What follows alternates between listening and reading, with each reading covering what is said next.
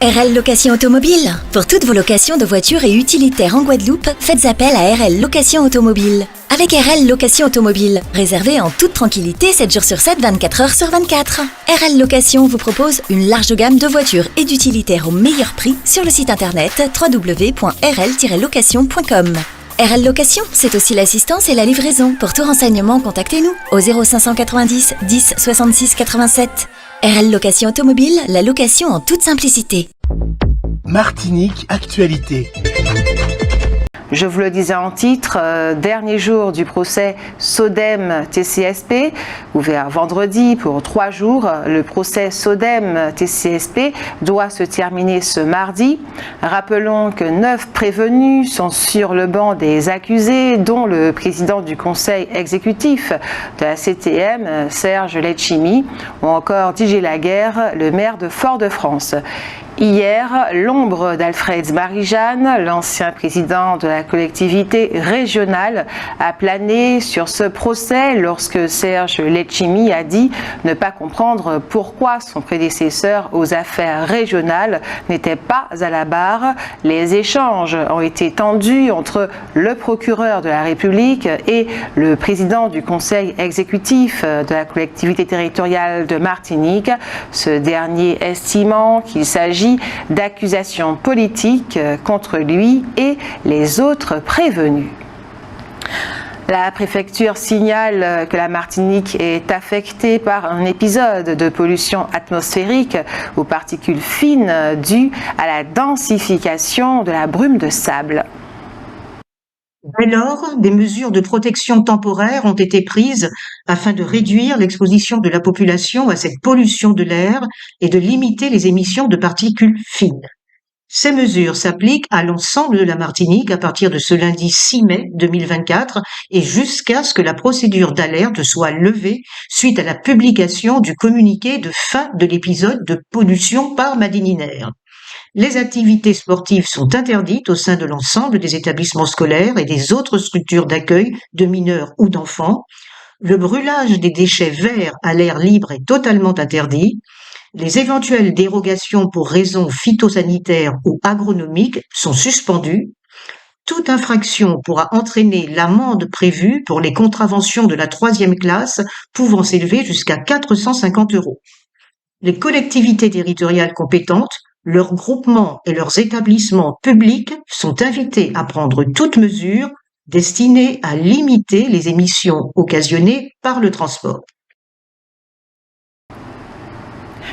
La ville de Marigot vous propose le Magin Art, une exposition pour toutes celles et ceux qui aiment l'art et se vouent à sa pratique.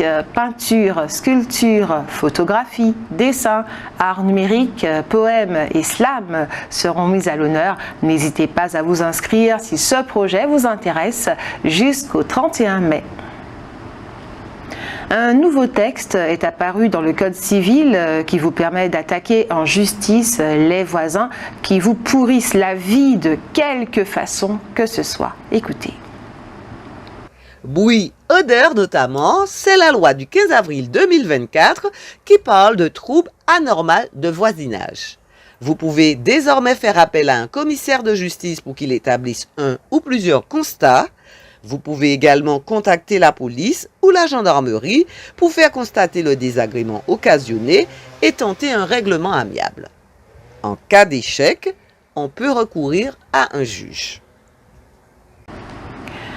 Dans la course transatlantique Cap-Martinique, c'est un duo qui est arrivé en première position dans la nuit de samedi à dimanche après 21 jours, 13 heures, 41 minutes et 59 secondes à Fort-de-France. Il n'a pas été pour autant déclaré vainqueur de cette course. C'est le deuxième duo arrivé à 4 heures 16 minutes et 22 secondes qu'il a été grâce au temps compensé, c'est-à-dire lorsque l'on a comparé les deux embarcations et compensé leurs différences. Hier soir, en fin de matinée, au quartier Pelletier, au Lamentin, un policier du RAID a été contraint d'ouvrir le feu sur un forcené. Ce dernier, âgé de 33 ans, est décédé sur place avant son évacuation vers l'hôpital. La veille au soir, la victime avait commencé à s'exhiber en tirant des coups de feu en l'air. Lundi, vers 11h, elle se serait montrée menaçante envers un des policiers qui aurait été obligé de faire usage de son arme. L'homme, connu dans le quartier, serait atteint de troubles psychiques. 2 enquêtes ont été ouvertes. Une confiée à la police judiciaire est menée afin de préciser le déroulé précis des faits. En parallèle, une enquête administrative est dirigée par l'Inspection générale de la police nationale, IGPN. Elle a été lancée à la demande du parquet de Fort-de-France.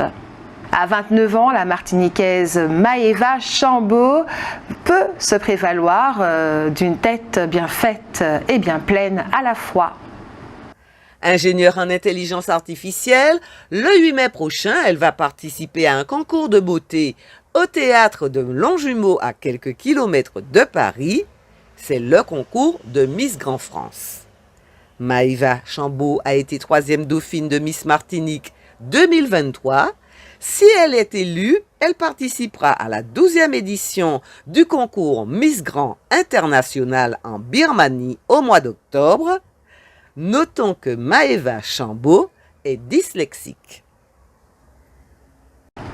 Des marins-pêcheurs victimes de dégradations sur leur casier de pêche sont montés au créneau hier matin pour dénoncer le 2 poids 2 mesures de la direction de la mer.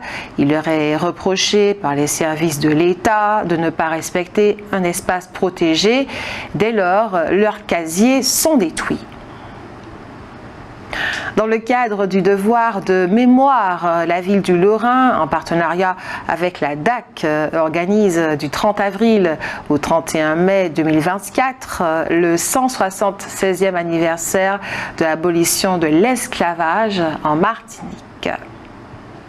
Dans cette occasion, elle propose des rencontres littéraires, des relais de la parole, un marché agricole, la projection de films, une initiation à la musique et à la danse bélé, des ateliers généalogiques, des expositions, des spectacles, une résidence d'artistes. Marronnage au Lorrain veut commémorer de belle façon cette révolte populaire du 22 mai 1848. Date incontournable dans l'histoire martiniquaise qui a permis aux quelques 60 000 esclaves de connaître le 23 mai 1848 leur premier jour de liberté. Pour connaître les détails du programme, rendez-vous sur la page Facebook ou sur le site internet de la ville. Notons que le Lorrain est actuellement en deuil. Une femme très connue dans la commune sous le nom de Tante Jeanne est décédée à l'âge de 101 ans. Outremernews.fr, le site de l'actualité Outre-mer, 24 heures sur 24 et 7 jours sur 7. Retrouvez la chaîne Outremer News sur YouTube.